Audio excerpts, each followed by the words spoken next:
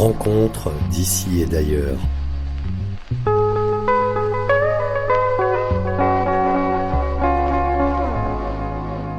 Le rendez-vous des voyageurs.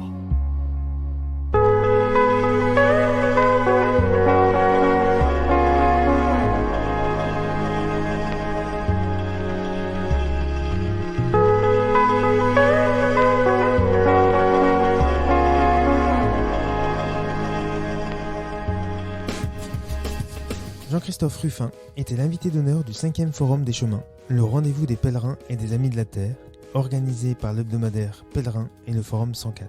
À cette occasion, au micro de Catherine Lalanne, rédactrice en chef à Pèlerin, l'écrivain est revenu sur son pèlerinage à Compostelle et a évoqué son récit de voyage, Immortelle randonnée Compostelle malgré moi, publié en 2013 aux éditions Guérin.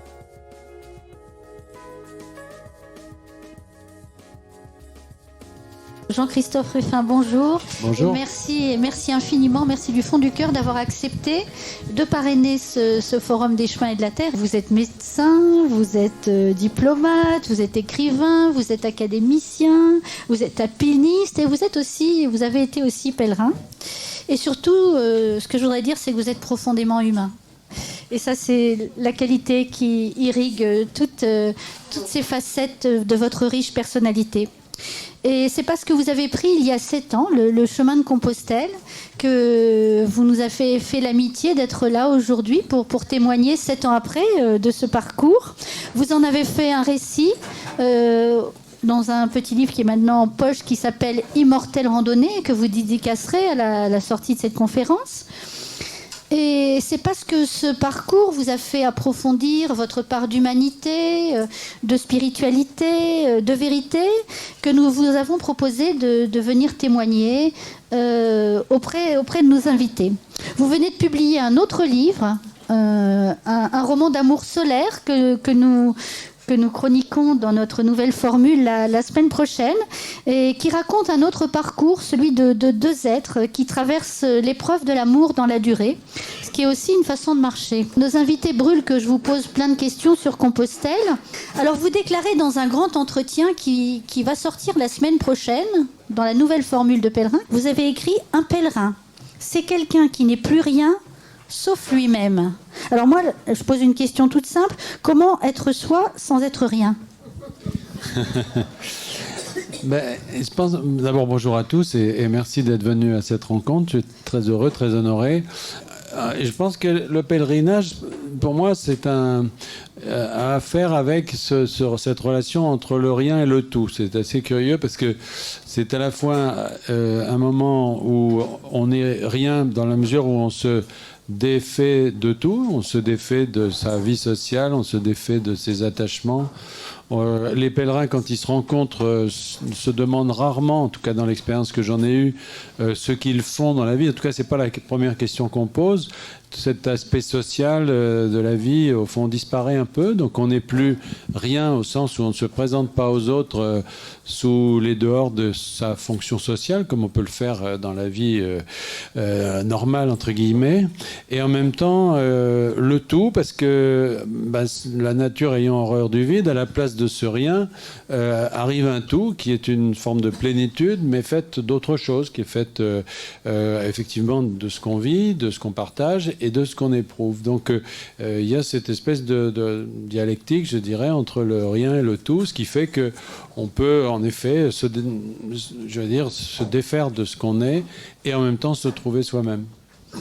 Alors justement, avant de faire ce long cheminement pour se trouver soi-même, il a bien fallu partir. Et pour vous rendre à Compostelle, vous avez choisi il y avait le choix entre 2 chemins. Le chemin, le Camino Frances, à partir de la frontière française, c'est 2 chemins possibles qui passent par Roncevaux, mais qui est une voie, par la difficulté du passage des Pyrénées à Roncevaux, qui est une voie quand même assez usitée. Et puis un autre, le chemin côtier, le chemin du Nord, qui va suivre les villes de la côte, San Sebastián, Bilbao, Santander. Et vous avez choisi, je crois, ce 2e chemin. Pourquoi ? Alors, déjà, le premier choix, c'était de partir de France ou pas. Oui. Parce que beaucoup de pèlerins partent du Puy, de Vézelay, de Tours, enfin, et commencent par la partie française du chemin. Moi, je n'ai pas voulu le faire pour justement cette question comment dirais-je, de l'anonymat, etc. Parce que bon, je suis pas Johnny Hallyday, hein, on reconnaît pas tous les... Mais enfin, je risquais quand même de rencontrer des gens que je connaissais en France, alors que en Espagne, il y avait justement une sorte de rupture complète, puisque là, je rentrais de 3 années dans un poste, dans une ambassade, etc. Et j'avais quand même pas mal de chances de tomber sur des gens que j'aurais pu connaître. Tandis qu'en Espagne, il y avait l'anonymat total. Donc ça, c'était le premier choix. Puis, il faut dire aussi que, bon, moi, j'ai pas fait ce chemin pour faire le chemin de Compostelle. C'est assez curieux. J'ai fait ce chemin pour faire un chemin. C'est-à-dire que je ne savais pas au départ où j'irais. Et comme j'aime la montagne, j'avais pensé faire la traversée des Pyrénées. C'était ça le projet initial pour moi. C'était de partir d'Hendaye, de traverser jusqu'à Collioure. Il y a plusieurs chemins qui le font. Il y a des 2 GR, un côté espagnol, un côté français. Puis il y a ce qu'on appelle la haute route pyrénéenne qui se fait par les sommets et qui est assez longue d'ailleurs et assez dur parce qu'il y a très peu de ravitaillement, il faut porter tout sur le dos, etc. Moi, j'étais parti pour faire ça. Et puis, c'est parce que ce chemin-là touchait les chemins de Compostelle que j'ai été amené à m'y intéresser, à les regarder d'un peu plus près. Et quand on touche les chemins de Compostelle, en général, on finit par être aspiré par ces chemins parce qu'ils ont un tel poids d'histoire, de tradition, ils fascinent tellement qu'à côté, si on compare à côté à un chemin, je dirais banal, ils font pas le poids. Les chemins de Compostelle sont lestés de toute leur histoire. Et donc, inévitablement et insensiblement, finalement, c'est dans cette direction que je suis parti. Et en effet, partant d'Hendaye, le chemin naturel, si je puis dire, c'était le chemin du Nord. Le chemin français, il est beaucoup plus... Enfin, à la saison à laquelle je suis parti, parce que si vous le faites en plein hiver, évidemment, il n'y a personne non plus. Mais en été ou au printemps, le chemin français est quand même très chargé, hein, donc, avec des problèmes de suroccupation des auberges, etc. Bon, qui fait que il y avait un petit côté justement de foule, si je puis dire, enfin sans aller peut-être jusqu'à la foule, parler de foule, mais en tout cas de monde que je voulais fuir un peu, et c'est pour ça que j'ai préféré le chemin du Nord. Enfin, le chemin du Nord aujourd'hui est très fréquenté aussi, hein, peut-être d'ailleurs à cause de moi en partie. Mais vous avez fait des petits. Mais, enfin, tout bien, tout honneur. Tout bien, tout honneur. Et alors, on vous a déjà beaucoup posé la question, mais je la repose encore pour nos invités. Pourquoi étiez-vous parti ? Quel était le projet de départ ? Il n'y en avait pas en réalité, mais c'est la question. Enfin, c'est curieux cette histoire du pourquoi, parce que tous les pèlerins ont dû l'affronter, si je puis dire, alors qu'en réalité, ils se la posent assez peu eux-mêmes. C'est-à-dire que les pèlerins marchent pour des raisons qui en grande partie leur échappent. Ça, c'est un peu comme la montagne. Quand vous aimez l'alpinisme, on vous demande toujours pourquoi. Alors qu'en réalité, on aime ça, voilà, c'est tout. Alors, moi, j'avais pas un projet particulier autour du chemin. Je sais que j'ai connu beaucoup de gens après qui m'ont dit, nous avons nourri ce projet de faire Compostelle pendant des années. Ils ont réuni la documentation, ils ont lu, etc. Souvent d'ailleurs, ils ont fini par ne pas le faire, tellement ils avaient préparé, oui, voilà. Moi, c'est le contraire, si vous voulez. Je me suis un peu jeté à l'eau comme ça. Bon, et je vous dis, c'était pas mon idée au départ, c'était de faire une longue marche. Et pourquoi je voulais la faire, simplement, c'est parce que je sortais de 3 années dans les ordres de la République, avec tout le confort que ça peut représenter. Quand vous êtes ambassadeur dans un grand poste, etc., vous êtes entouré de gardes du corps, de chauffeurs, de cuisiniers, de secrétaires, etc. Et puis tout à coup, vous perdez tout ça. Alors vous rentrez chez vous, vous faites cuire votre steak, vous cherchez le cuisinier, il n'y en a pas. Vous prenez votre vélo et parce qu'il n'y a plus de chauffeur. Voilà. Et donc le risque, c'est effectivement de se sentir privé de quelque chose. Et de vivre ça comme une sorte de privation, voire de déchéance, si vous voulez. Alors qu'en réalité, c'est simplement la vie normale. Et la meilleure façon de ne pas se sentir privé de ce qu'on vous a tout à coup retiré, eh bien, c'est justement de vivre de la la manière la plus simple possible. Et comment vivre plus simplement qu'en étant un simple marcheur qui part avec son sac sur le dos et qui donc n'a plus rien, non pas parce qu'il le subit, mais volontairement. Voilà. Donc c'était ce dépouillement pour moi était une démarche volontaire qui m'a conduit là-bas. Et vous dites, et c'était le thème de cette rencontre, que le chemin, justement, c'est une alchimie du temps sur l'âme. Je trouve cette phrase très belle. Et je voudrais que vous reveniez un peu sur les étapes clés de cette alchimie pour nos auditeurs. Ça ne se fait pas tout de suite. C'est justement cette alchimie du temps sur l'âme. J'imagine qu'il y a des étapes. La première, c'est la condition physique de se confronter à l'épreuve du corps. Et puis racontez-nous un peu ces étapes successives par lesquelles le pèlerin passe. J'ai un peu de scrupule à le faire devant sûrement un auditoire qui est composé de beaucoup de pèlerins qui donc fait cette expérience eux-mêmes.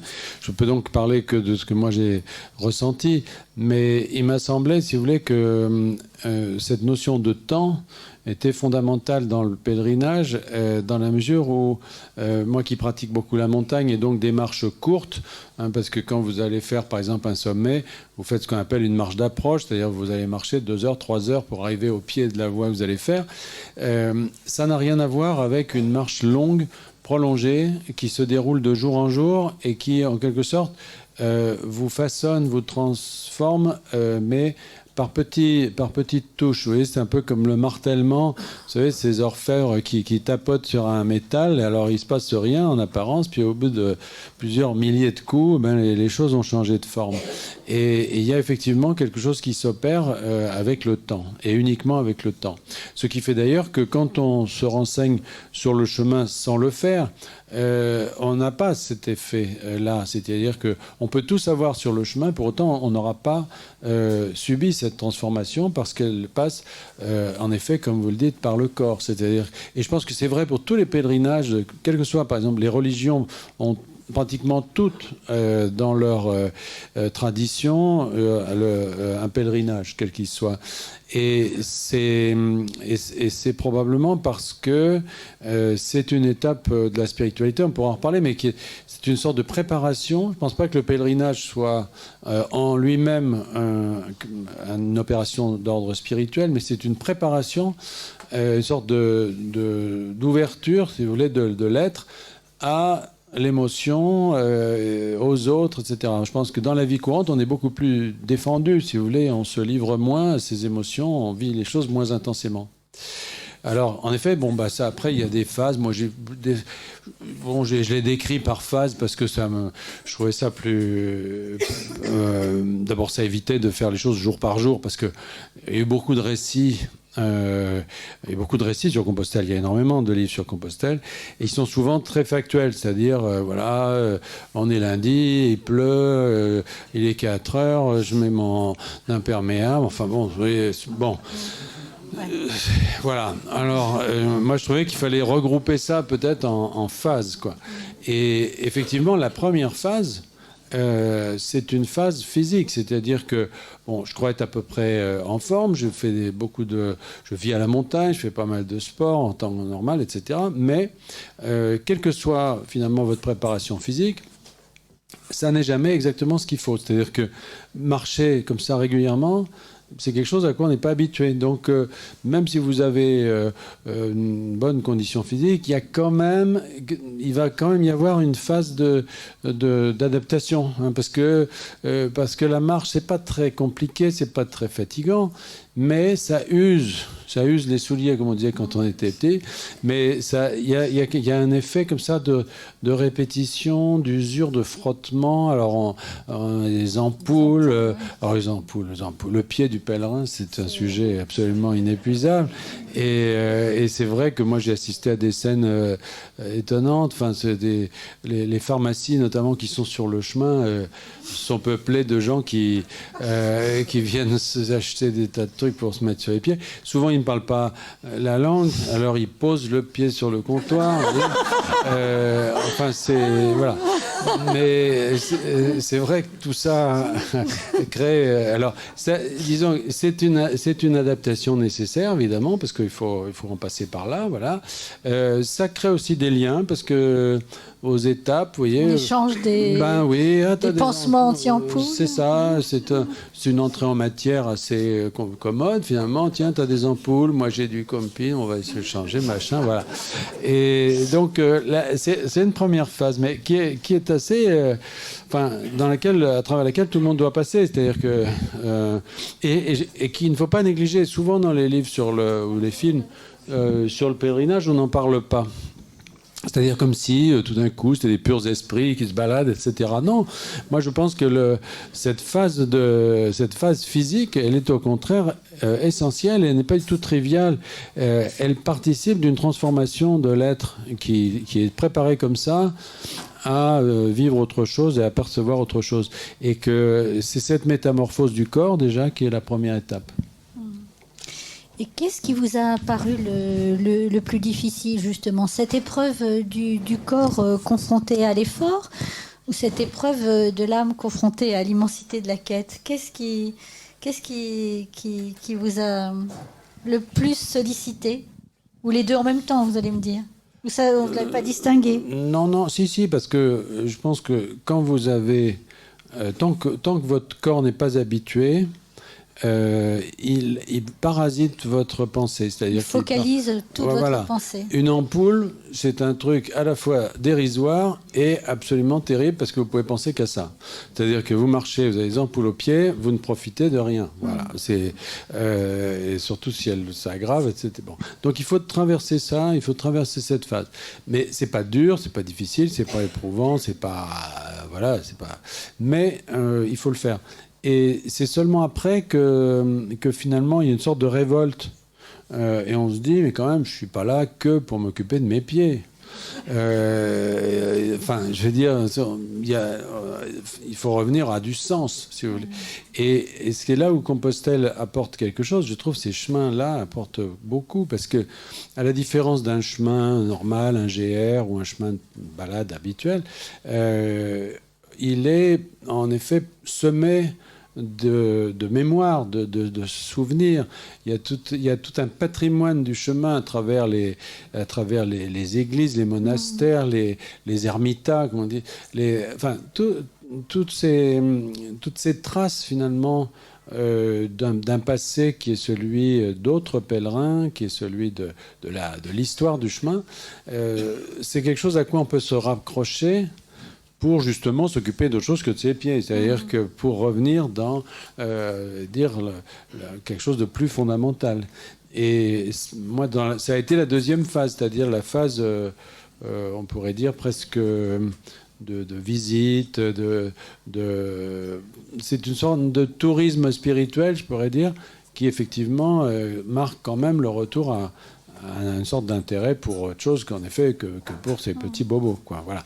Mais il faut en passer d'abord par là pour arriver à ça. Alors encore un tout petit peu sur le matériel, puis après je vous promets on ouvre nos ailes. Mais il y avait les ampoules, mais il n'y avait pas que les ampoules quand même. J'ai l'impression que dans votre parcours, vous parlez de ces auberges où on peine à trouver le sommeil, les ronfleurs, le camping sauvage qui n'apporte pas toujours toutes les joies escomptées, les parties sans grâce du chemin aussi, les autoroutes, les banlieues. Enfin, c'est pas une image d'Épinal du chemin de Compostelle que vous donnez sans sac, c'est très intéressant. Et je sais d'ailleurs, ça crée des polémiques. Je sais que les pèlerins à l'heure actuelle qui font le chemin, souvent lu mon livre, et en parlent et se disputent autour de ça, parce qu'il y en a qui défendent ce que j'ai écrit, puis d'autres qui trouvent ça scandaleux, parce qu'effectivement j'ai pu à certains moments marquer pas une critique d'ailleurs simplement, mais un ressenti. Oui, un ressenti, mais qui pouvait être perçu comme négatif. Par exemple, j'ai dit, les pèlerins sont radins. Bon. Alors, les pèlerins sont radins. Expliquez-vous. Alors, pourquoi? Parce que, si vous voulez, le principe du chemin, c'est de le faire dans le dépouillement. Si vous le faites avec votre Mercedes en allant de 4 étoiles en 4 étoiles, et c'est autre chose. Ouais. Bon, le principe même du pèlerin, c'est de faire... C'est de brûler sa carte bleue. Voilà, c'est de faire tout avec peu de choses. Bon. Mais ça a choqué certaines personnes. Et j'ai reçu une lettre, quand j'avais publié dans l'édition originale, chez Guérin, il y avait une carte T à l'intérieur du livre qui permettait de s'abonner, vous savez, au catalogue de l'éditeur. Donc c'est des cartes qu'on peut poster sans mettre de timbre. Eh bien, j'ai reçu une fois une de ces cartes qui m'avait été adressée avec une petite lettre collée dessus. Donc la personne n'avait pas payé de timbre, mais avait envoyé une lettre collée au truc. Et la lettre, effectivement, c'est un peu radin. La lettre commençait comme ça. Non, les pèlerins ne sont pas radins. Bon, je trouvais que c'était pas une démonstration très convaincante, si vous voulez. Voilà. Et donc, encore une fois, c'est pas une critique, c'est juste une description des choses. Bon, de la même manière, j'ai dit que moi, je m'étais clochardisé très vite. Bon, parce que au bout de 3 jours, voilà. Pourquoi ? C'est parce que, en fait, dormant mal, de façon générale, dans les auberges, je ne dormais pas du tout. Parce qu'il y a une catégorie de personnes à laquelle j'appartiens, qui sont les ronfleurs. Donc j'ai la plus grande tolérance à l'égard des ronfleurs, sauf pour les ronfleurs qui s'endorment avant moi, si vous voulez. Ça, c'est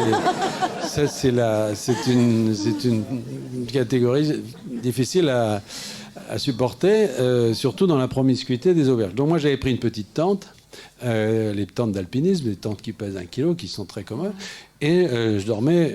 Donc, résultat, évidemment, je ne bénéficiais pas des infrastructures, des auberges, etc. Et au bout d'un moment, c'est vrai que je m'étais laissé un petit peu aller. J'étais pas le seul. Et très souvent, les pèlerins qui se parlent ne s'approchent pas trop, restent sous le vent, vous voyez, pour ne pas... Parce que s'ils font un pas de plus, ils entrent vraiment chez quelqu'un, quoi. Vous voyez, c'est... bon, mais il y a beaucoup de pèlerins qui m'ont écrit, nous, on a fait tout le pèlerinage en étant très propre, en se lavant tous les jours, etc. Tant mieux pour eux. Mais j'ai juste décrit ce que j'avais vécu, c'est tout. Mais, encore une fois, c'est loin de moi l'idée de critiquer, parce que d'abord, chacun fait ça à sa manière. C'était juste un ressenti personnel, et en effet, il y a cette... il faut tenir compte de tout ça, parce que ça fait aussi partie du jeu. Tout à fait. Et alors, vous êtes parti seul. Et est-ce que vous avez, sur le chemin, bien évidemment, rencontré des personnes, mais est-ce qu'il vous reste des souvenirs dans le livre ? Vous racontez certaines anecdotes avec des personnalités plus marquantes que d'autres. Est-ce que vous partagez un peu ces rencontres avec nous ? Oui, certaines d'entre elles. Oui, je pense que tout le monde... Alors, là aussi, j'ai scrupule à raconter ça, parce que je suis sûr que vous avez, si vous avez fait le chemin les uns les autres, des tas d'anecdotes du même ordre, mais je pense que c'est un des plaisirs, c'est un des bonheurs de ces moments, c'est justement l'inattendu, les gens que vous rencontrez. Alors ça n'est pas toujours intéressant, il ne se crée pas toujours un lien, etc. Mais parfois, c'est vrai, il y a quelque chose se passe, il y a des amitiés. Parfois, c'est plus étonnant, mais... Au fond, quand on a marché un certain temps, on ne s'étonne plus de rien. Le pèlerin devient un peu bonnet, quoi. Et tout ce qui lui arrive... Philosophe. Oui, mais moi, j'étais bonnet. Voilà. Et je me souviens d'un jour, en marchant comme ça, au moment d'arriver en Galice, donc à la fin, c'est tout à fait la fin, puisque Saint-Jacques est en Galice, donc il y a une sorte de frontière, c'est pas une frontière, mais qui marque l'entrée en Galice. D'ailleurs, les coquilles changent de sens à cet endroit-là. Et il y avait dans le sol une ligne tracée au bout du pied, comme ça. Et devant moi, marchait peut-être 800 mètres, 1 kilomètre, je ne sais pas, un pèlerin qui marchait au même pas. Puis, à un moment donné, il s'arrête. Et donc, forcément, je le rejoins. Et c'était un gros barbu espagnol, je ne parle pas espagnol. Et il était arrêté devant cette ligne. Et il me prend la main. Et nous avons sauté à pieds joints par-dessus la ligne. Voilà. Et puis, il m'a dit au revoir, il est parti. Alors, en temps normal, je savais, c'est quand un gros barbu me prend la main pour sauter à pieds joints sur la neige, ça m'aurait paru bizarre. Ben non, là, je trouvais ça normal, parce que j'étais devenu un pèlerin, vous voyez. C'est une très belle histoire. Et d'ailleurs, vous avez un chapitre merveilleux. Vous parlez d'amitié, là. Mais on voit aussi sur le chemin des êtres en quête d'amour. Je parle de... Oui, il se passe des tas de choses dans les chemins. Et alors ça aussi, ça a été plus ou moins interprété. Moi, quand j'ai dit qu'il y avait un côté un peu site de rencontre, grandeur nature, mais il y a beaucoup de gens qui se rencontrent sur le chemin. Il y a des histoires d'amour qui se nouent. Moi, j'ai observé, c'est amusant parce que vous partez en même temps, donc par vagues comme ça, vous êtes tout le temps un peu avec les mêmes gens, donc vous voyez des rapprochements, c'est très curieux. Et on raconte d'ailleurs qu'il y a des mariages qui se font comme ça, etc. Bon, moi, je ne sais pas, je ne suis pas allé jusque-là, mais on voit bien, mais c'est normal parce que forcément, vous êtes... Le chemin crée du lien. Ben oui, et puis vous êtes là, d'abord, très accessible, parce que les gens peuvent se parler, même si vous n'êtes pas très à l'aise, etc. Ben, sur le chemin, tout le monde se parle.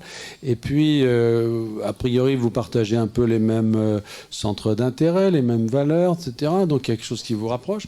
Voilà, alors, alors, sur les dernières parties du chemin, c'est plutôt des jeunes couples qui ne sont pas encore tout à fait mariés, mais... il leur manque pas grand-chose, alors ils se disent, en passant comme ça tout le temps devant une église et tout, ça va peut-être finir par lui donner des idées. Alors là, eux, ils font 100 km, ça suffit, en général, c'est en Espagne. Et puis alors, il y a ceux qui ont déjà eu une vie, qui ont déjà été un peu cabossés, roulés par la vie. Alors eux, ils partent de très loin, au contraire, hein, pour se donner le plus de chances possible. Et là, on assiste à des tas de choses assez drôles. J'ai beaucoup aimé je trouvais beaucoup d'humour dans ce chapitre.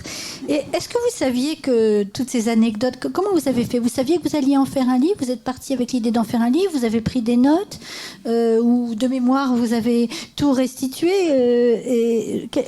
Voilà, s'il y a des marcheurs autour de nous qui veulent faire Compostelle, comment vous avez fait? Vous avez tous les soirs, vous en remplissiez un petit carnet?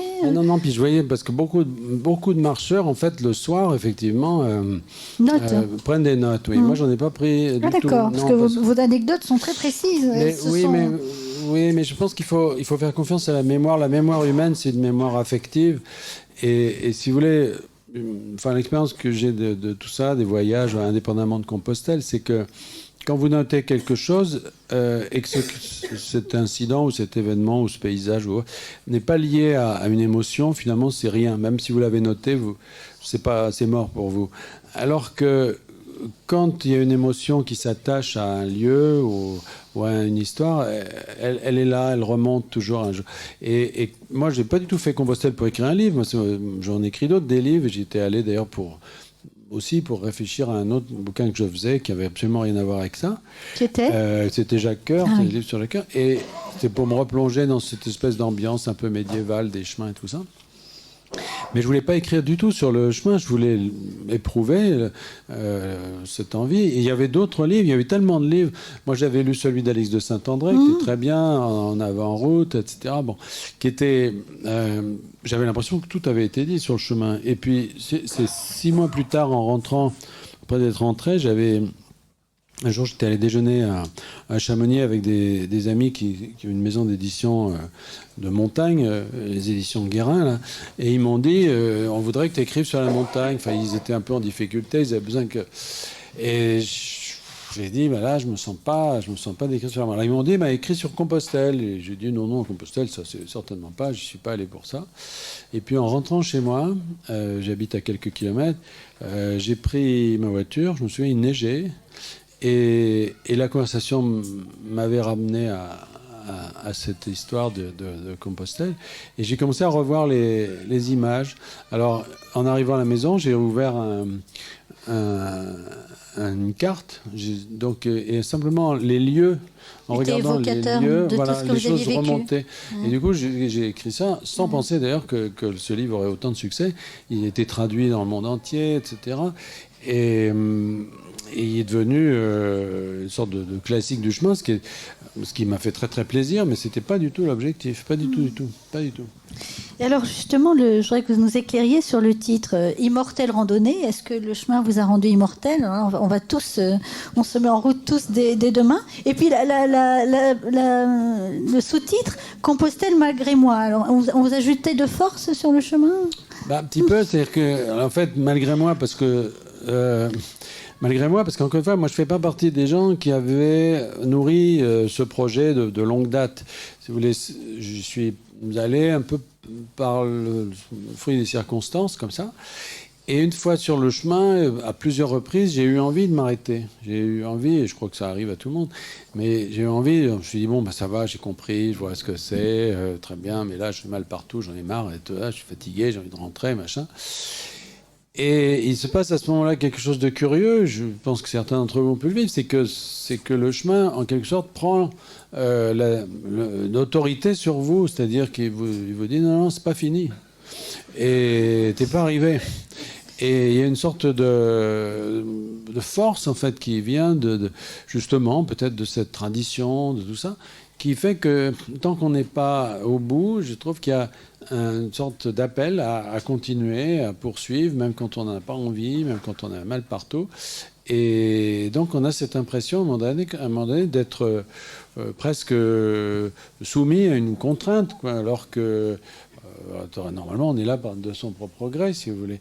Voilà. Quant au titre, bon, Immortel Randonnée, oui. C'est un clin d'œil parce que, si vous voulez, c'est un clin d'œil avec le film Mortel Randonnée qui était connu, et Immortel parce que moi, je suis à l'académie, théoriquement, on est censé être immortel, ce qui est totalement ridicule, mais c'est faux, et toutes nos traditions vont dans l'autre sens, puisque la première cérémonie à laquelle est soumis un nouvel élu chez nous, qui se passe avant la réception sous la coupole. C'est une cérémonie qui a lieu 8 jours avant, dans notre salle de travail, sous le portrait du cardinal de Richelieu. C'est une cérémonie qu'on appelle l'installation, au cours de laquelle on vous donne votre place.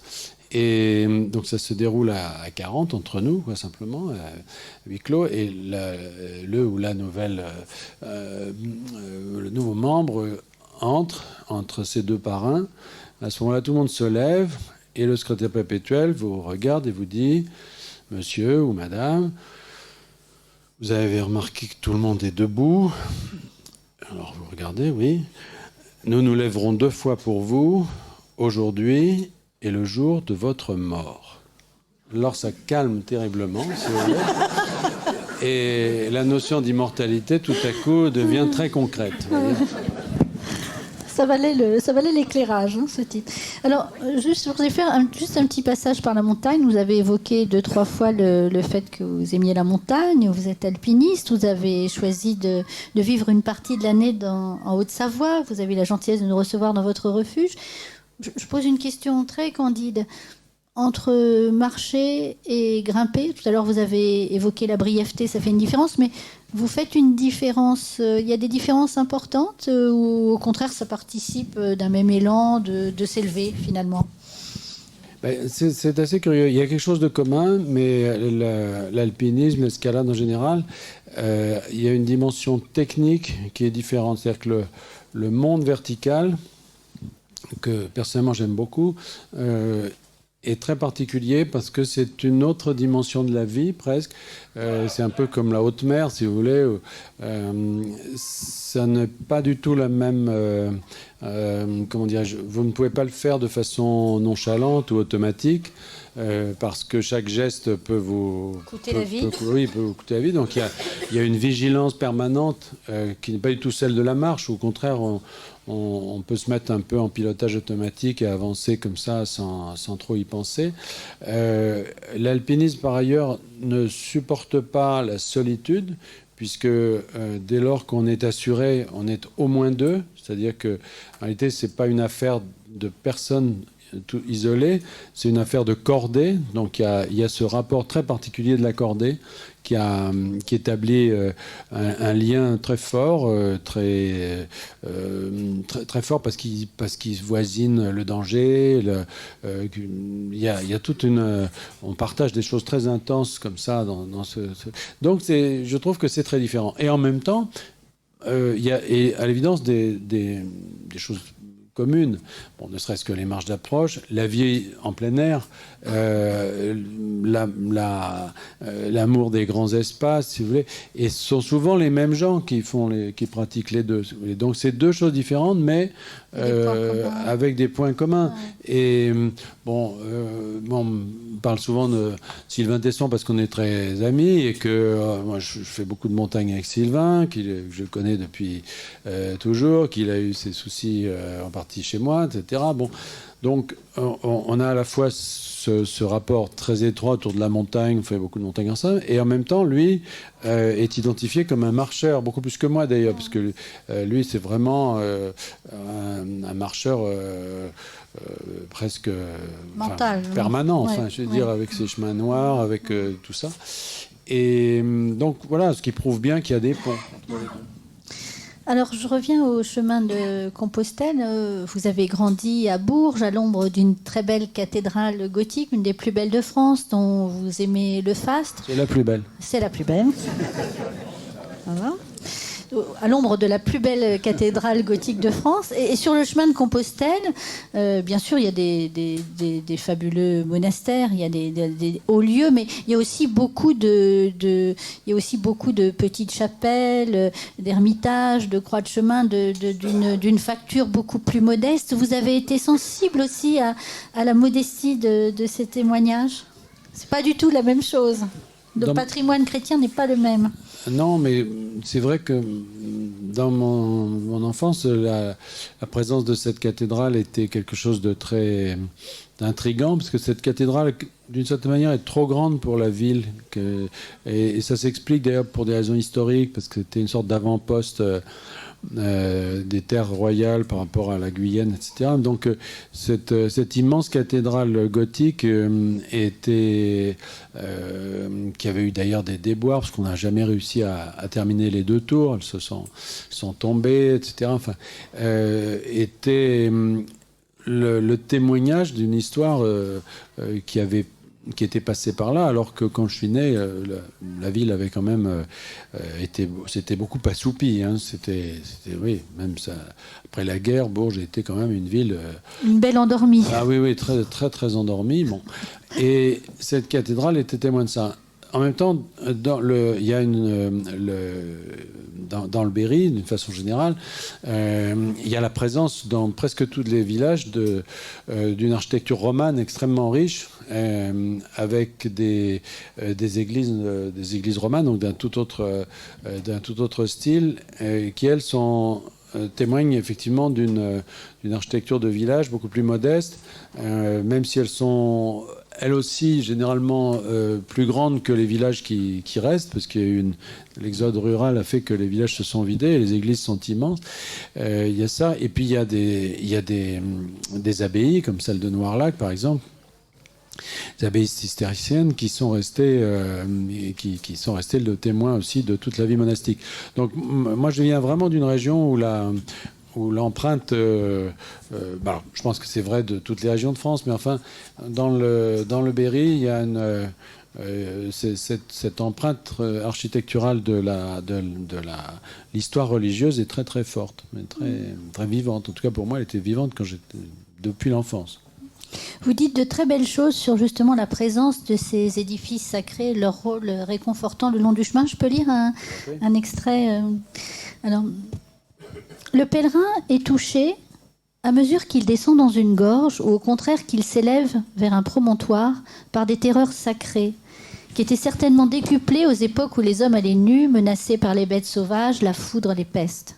Et dans ces lieux, qui semblent être le séjour naturel des génies de la terre ou du ciel, il ne s'étonne pas de rencontrer des édifices chrétiens, dernier maillon de la longue chaîne des sanctuaires qui, au cœur du danger, venaient implorer la clémence des éléments. C'est à travers de telles expériences que j'ai compris le rôle prodigieusement libérateur qu'avait joué d'abord le christianisme, avant d'être parfois lui-même transformé en élément d'oppression. Car à la différence des religions primitives qui traduisaient seulement la crainte de l'homme pour les dieux et leur payaient un tribut pour s'assurer de leur bienveillance, excusez-moi, je tourne la page, le christianisme entre en scène comme un instrument puissant donné aux humains pour vaincre la mort. Le Christ, dans la lumière de sa résurrection, est un glaive brandi au-dessus des croyants pour les défendre contre la nature. Il donne la force aux chrétiens de repousser vers le néant les génies menaçants, de mépriser les maléfices, de braver les dangers des lieux les plus reculés. En purgeant la nature des dieux de toutes sortes qui peuplaient les nuages et les montagnes, les forêts et les sources, la religion chrétienne a en quelque sorte pris sur elle la défense de l'humanité et lui a offert le monde entier.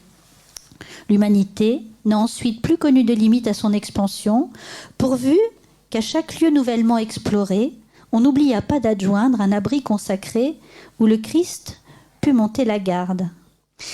Vous-même, j'aime beaucoup ce passage, vous-même le long du chemin, vous êtes ressourcé justement dans cette traversée, dans ce périple, vous avez puisé réconfort, fraîcheur, des forces dans ces lieux bâtis, justement, qui avaient pour cette mission-là, cette mission première, d'être des haltes. Oui, alors, des refuges. Moi, c'est un pèlerinage que j'ai fait de façon, enfin, en tout cas dans le récit que j'en ai fait, qui fait assez peu référence à la religion, sauf effectivement dans des passages comme celui-là. Pourquoi je l'ai mentionné là? C'est parce que c'est quelque chose qui se sent physiquement, c'est-à-dire que il y a dans des gorges, par exemple, la proximité des sources, les lieux humides, les points hauts, les points élevés, les collines, etc. Il y a souvent eu une longue tradition de sanctuaires. Et au fond, les sanctuaires chrétiens sont les derniers, quoi.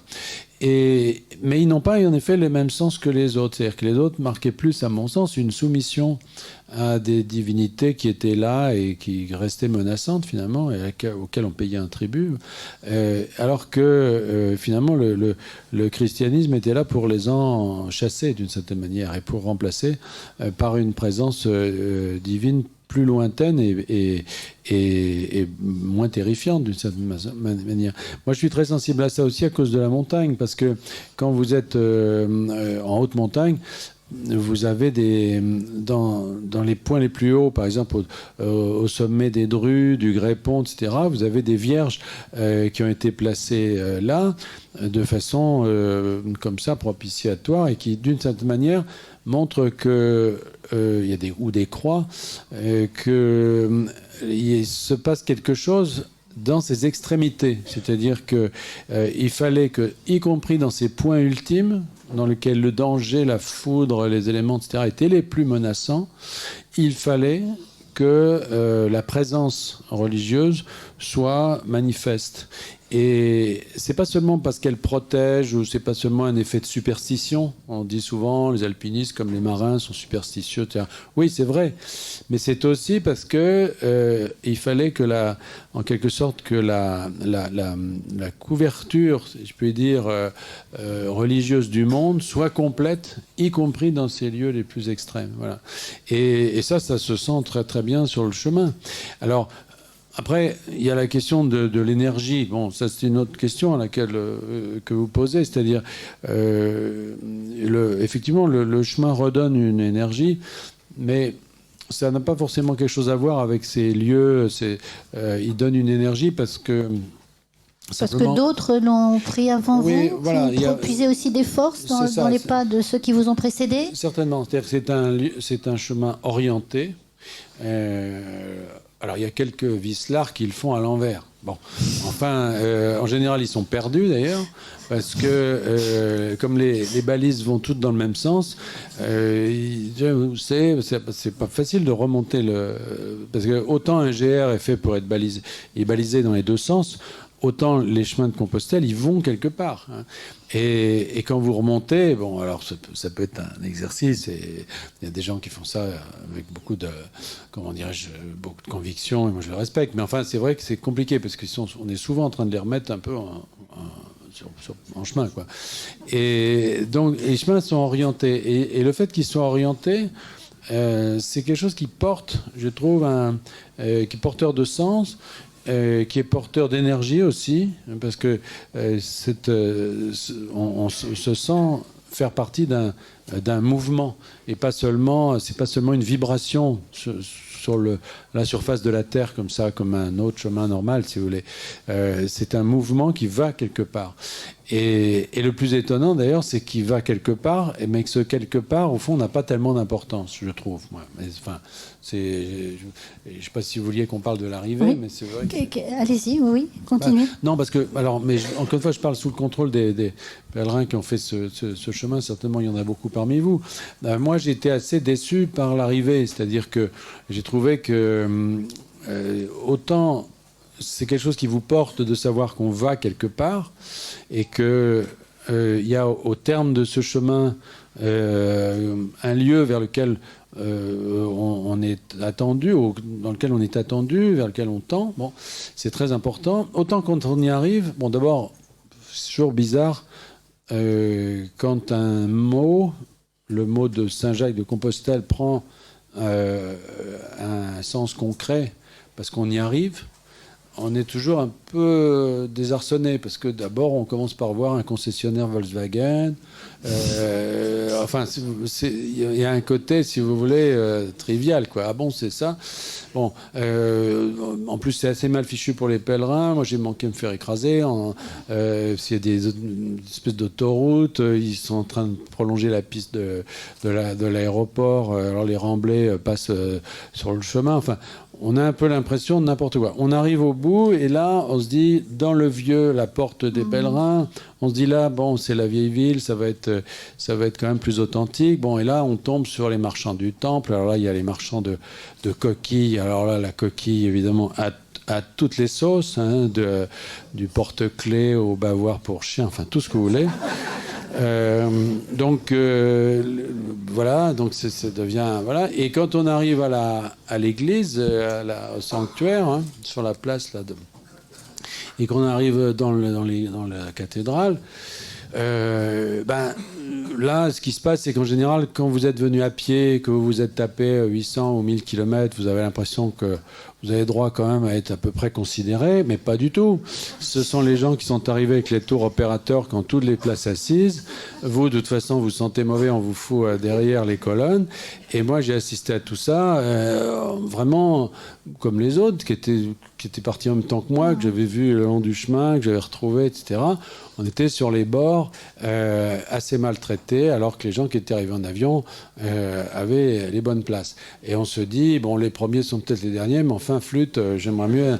Je trouve que quand même, là, ça pourrait venir un peu plus tôt. Bref, en tout cas... Heureusement, la messe et l'émotion de la messe des pèlerins, avec cet encensoir. L'encensoir, oui. Enfin, oui, mais l'encensoir, oui. Mais moi, j'avais... Pas plus que ça. Non, mais c'est formidable, cet énorme encensoir, là. Mais moi, j'étais à côté d'un Italien qui m'a expliqué, il m'a dit, ils font ça parce qu'au Moyen-Âge, les pèlerins sentaient tellement mauvais que les curés avaient trouvé ce moyen-là pour... parce que, voilà. Donc ça avait un peu cassé le mythe, si vous voulez. Bon, toujours est-il que je trouve que l'arrivée, si vous voulez, l'arrivée est un peu décevante. Après, bon, on va chercher son certificat, là. On fait la queue. Il y a les gens qui sont venus à vélo. Alors, on a l'impression de... vous voyez, dans le bouquin, je dis, c'est vrai que c'est le mélange entre ceux qui sont venus à pied et ceux qui sont venus à vélo. C'est comme si Jean Valjean et Arturo Contador, là où je ne sais pas qui, étaient côte à côte, si vous voulez. C'est un peu un mélange de genres. Enfin, moi, j'ai été assez déçu. Et après, je me suis dit, ça aussi, il faut y réfléchir. Et finalement, peut-être qu'il faut en tirer une conclusion plus philosophique et se dire qu'au fond, l'arrivée n'est pas l'arrivée, tout simplement. Et que cette idée d'un chemin orienté est juste, mais que cette orientation ne veut pas dire qu'il y a une fin. Et qu'au fond, l'essentiel n'est pas l'arrivée, l'essentiel, c'est le chemin. Et au fond, l'arrivée, dans sa frustration même, qui n'est peut-être pas ressentie par tout le monde, mais que moi j'avais perçu, cette frustration vous renvoie vers le chemin. C'est-à-dire, vous dites finalement, c'est très bien, c'était là que tu allais, mais l'essentiel, c'était avant. Voilà. Et l'essentiel, c'est le mouvement vers. Voilà. Et donc, il n'y a pas... et quelque part, c'est très bien, parce que sinon, à ce moment-là, il suffirait de s'installer là, puis de dire je suis arrivé, tout va bien, etc. Non. En réalité, l'essentiel est dans le mouvement, et au fond, c'est un chemin, finalement, sans fin. Voilà. Oui, c'est très beau ce que vous dites. Je me souviens, la dernière fois qu'on s'est vu, je vous ai dit, vous avez été sensible à la spiritualité du chemin, même si vous n'y avez pas trouvé la foi, et vous m'avez dit, c'est plus compliqué que ça. C'est plus compliqué que ça parce qu'au retour, je voulais pas parler de Compostelle comme d'un parcours religieux parce que d'autres l'avaient fait avant moi et ils étaient bien plus légitimes que moi à le faire. Alors je me suis un peu fermée de toute forme de conversion métaphysique, mais en réalité, je suis bien plus imprégnée du message chrétien que je ne le prétends. C'est certain, mais d'ailleurs, si vous voulez, sans parler de foi, parce que je trouve que là, on outrepasse un petit peu l'exercice, enfin c'est l'exercice littéraire, c'est un partage d'expériences, mais au fond chacun conserve ses croyances pour lui-même, et j'estime que c'était pas le sujet pour moi de m'en expliquer. En revanche, en termes de force du message chrétien, indiscutablement, ça a renforcé pour moi la valeur que j'accorde à ce message. Et d'ailleurs, dans le passage que vous avez lu, c'est tout à fait clair. C'est-à-dire que je pense qu'il y a un côté extraordinairement libérateur dans le message chrétien, qui n'existe, à mon sens, dans aucune autre religion, à ce point, qui en fait toute la valeur, qui fait que ce message a pu être trahi, plus ou moins bien servi au cours du temps, par ceux qui l'ont transmis ou qui s'y sont consacrés, mais que le message lui-même garde sa force et que le pèlerinage est un moyen de le percevoir. On est sans doute là plus près, si vous voulez, même si au départ il y a les monuments, il y a tout ça, bon, très bien, les monuments finalement on arrive assez vite à s'en défaire parce que c'est juste un artifice pour s'accrocher à quelque chose et pas s'occuper que de ses ampoules, mais une fois qu'on est là, la spiritualité se déploie hors de ces monuments, c'est pas uniquement parce qu'on visite une église ou un monastère qu'on le ressent. Et là, au cours de ce pèlerinage, je trouve qu'on est amené à réfléchir de façon très intense à ce message chrétien et qu'il est effectivement très fort. Pour moi, si vous voulez, et là je parle pas de foi, c'est mon identité profonde. C'est-à-dire que je vais dans une mosquée ou dans une synagogue ou dans je sais pas quoi, un temple bouddhiste, je ne suis pas chez moi. Je vais dans une église, dans une cathédrale, je suis chez moi. C'est-à-dire que je reconnais les traits essentiels de la culture spirituelle qui m'a été donnée. Et dans le pèlerinage, c'est absolument net. Et c'est l'occasion d'un approfondissement de tout ça, parce qu'encore une fois, par, je dirais, la disponibilité que vous donne le fait de vous être sorti de votre monde, eh bien, vous ressentez tout de façon beaucoup plus profonde et avec une plus grande acuité. Je voudrais que vous lisiez, si vous voulez bien, ce passage justement où vous concluez. Je trouve ça conclut bien cette intervention que vous faites. Vous dites en partant pour Saint-Jacques, je ne cherchais rien et je l'ai trouvé. Par-delà toute spiritualité, il faut déjà faire l'apprentissage du vide pour recevoir, et c'est cela le secret du chemin. Alors, ça commence là. Voilà, là, ici. D'accord, ok. Alors, on va essayer sans lunettes, mais ça va pas être... Bon, sinon, je le fais. Non, mais ça va aller, normalement, avec la lumière, là, ça va aller. Et là, dans ses splendeurs, le chemin m'a confié son secret. Il m'a glissé sa vérité, qui est tout aussitôt devenue la mienne. Compostelle n'est pas un pèlerinage chrétien, mais bien plus, ou bien moins, selon la manière dont on accueille cette révélation. Il n'appartient en propre à aucun culte, et à vrai dire, on peut y mettre tout ce que l'on souhaite. S'il devait être proche d'une religion, ce serait la moins religieuse d'entre elles, celle qui ne dit rien de Dieu, mais permet à l'être humain d'en approcher l'existence. Compostelle est un pèlerinage bouddhiste. Il délivre des tourments de la pensée et du désir. Il ôte toute vanité de l'esprit et toute souffrance du corps. Il efface la rigide enveloppe qui entoure les choses et les sépare de notre conscience. Il met le moi en résonance avec la nature. Comme toute initiation, elle pénètre dans l'esprit par le corps et il est difficile de la faire partager à ceux qui n'en ont pas fait l'expérience. Certains, revenant du même voyage, n'en auront pas rapporté la même conclusion. Mon propos n'a pas pour but de convaincre, mais seulement de décrire ce que fut pour moi ce voyage. Pour le dire d'une formule qui n'est plaisante qu'en apparence, en partant pour Saint-Jacques, je ne cherchais rien et je l'ai trouvé. Ouais, c'est vraiment très beau.